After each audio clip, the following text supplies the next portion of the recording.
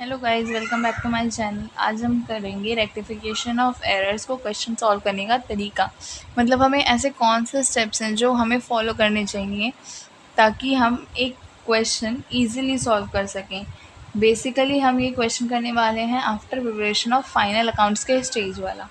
उसमें ही क्योंकि दिक्कत आती है, क्योंकि बच्चे कंफ्यूज हो जाते हैं कि उसमें प्रॉफिट एंड लॉस लिखना है या फिर अकाउंट का नेम मेंशन करना है या फिर सस्पेंस अकाउंट लिखना है कि नहीं। तो इसी में सब कंफ्यूज हो जाते हैं। तो इसके लिए हमें कुछ स्टेप्स फॉलो करने पड़ते हैं। तो फर्स्ट स्टेप होता है इसमें, हमें जो अकाउंट दिया जा रहा है ट्रांजैक्शन में वो कौन से अकाउंट का हेड है, कौन से फाइनल अकाउंट में आएगा। या तो इसमें दो सिचुएशंस बनेगी। फर्स्ट है situation 1, head of balance sheet, और situation 2, head of trading and P&L।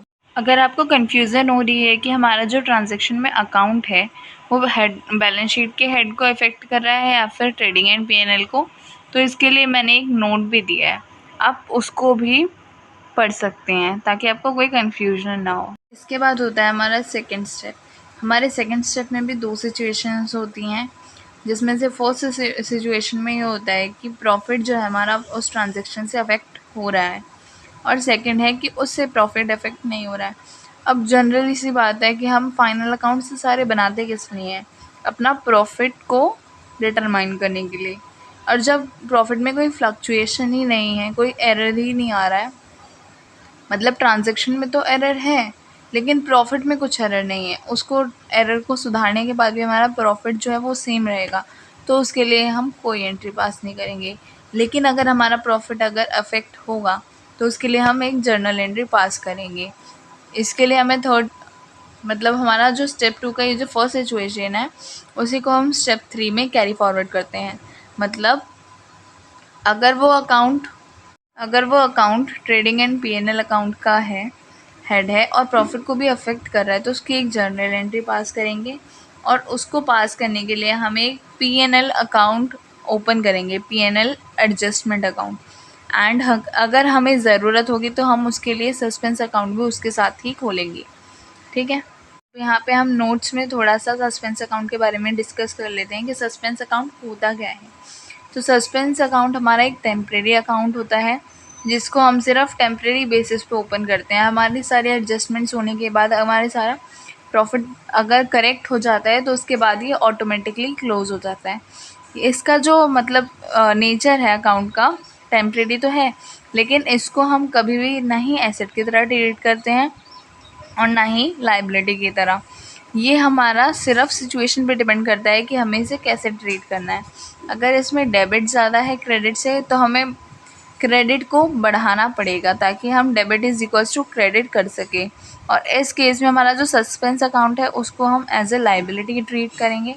और सेकेंड सिचुएशन है कि डेबिट जो है हमारा कम है क्रेडिट से, तो यहाँ पे हम डेबिट को बढ़ाएंगे ताकि हम debit is equals to credit कर सकें। और इस केस में हम सस्पेंस अकाउंट को एसेट अकाउंट की तरह ट्रीट करेंगे। मैंने स्टेप्स बताए थे उनको फॉलो करके हम इस ट्रांजैक्शन को ईजिली पास कर सकते हैं। तो सबसे पहले यहाँ ट्रांजैक्शन में हुआ क्या है कि हमने स्कूटर को परचेज़ किया है बट हमने कन्वेंस अकाउंट को डेबिट किया है।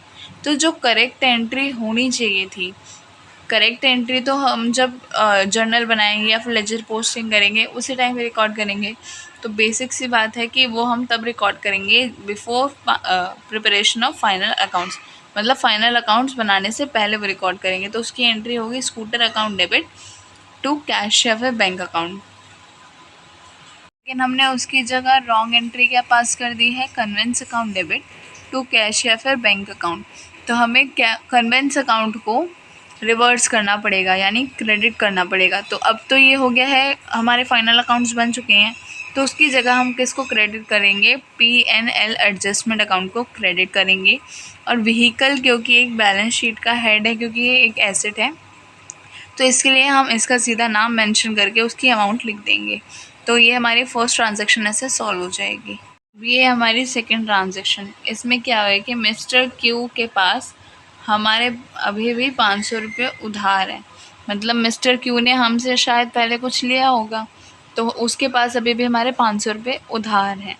मतलब जो ये एंट्री पास कर रहा था उसने इसकी पार्शियल ओमिशन किया है। पार्शियल ओमिशन मतलब सिर्फ एक ही एस्पेक्ट लिखा है उसने और एक एस्पेक्ट ये वाला मिस्टर क्यू वाला वो लिखना भूल गया है। तो इसकी रेक्टिफाइड एंट्री क्या होगी? हमें तो सिर्फ एक ही एस्पेक्ट पता है कि मिस्टर क्यू अकाउंट है, उसके 500 रुपये डेबिट में भी पड़े हैं। उसका रेक्टिफाइड एंट्री कैसे पास करेंगे? मिस्टर क्यू अकाउंट एक हमारा फिक्स एसेट अकाउंट है, एसेट अकाउंट है सॉरी, तो एसेट अकाउंट है तो बैलेंस शीट का हेड है, बैलेंस शीट का हेड है तो उसका नेम मेंशन करेंगे, तो हमने इसका नेम मेंशन कर दिया है। और हमें इसका दूसरा एस्पेक्ट नहीं पता तो हम इसके लिए इसका सस्पेंस अकाउंट एक ओपन कर देंगे और इसको क्रेडिट में कर देंगे। की रेक्टिफाइड एंट्री हो जाएगी mister Q account debit to suspense account. तो हमारी ये वाली ट्रांजैक्शन की रेक्टिफाइड एंट्री भी कंप्लीट हो जाएगी इसके साथ। सस्पेंस हम अकाउंट हम तब ओपन करेंगे जब हमें किसी भी ट्रांजैक्शन का सेकंड एस्पेक्ट नहीं पता। मतलब हर ट्रांजैक्शन डुअल एस्पेक्ट होता है लेकिन हमें एक ही एस्पेक्ट पता है। जैसे इस वाली एंट्री में हमें मिस्टर क्यू के बारे में सिर्फ पता था कि मिस्टर क्यू है, लेकिन हमें दूसरा एस्पेक्ट नहीं पता, तो हमने यहाँ पे सस्पेंस अकाउंट को ओपन किया। और फर्स्ट ट्रांजैक्शन में हमने क्या किया था कि वहाँ पे profit and loss adjustment account को ओपन किया था, क्योंकि हमें सेकंड एस्पेक्ट भी पता था कि सेकंड एस्पेक्ट जो है वो एक्सपेंस से रिलेटेड है, तो उसको ओपन इसलिए किया था हमने।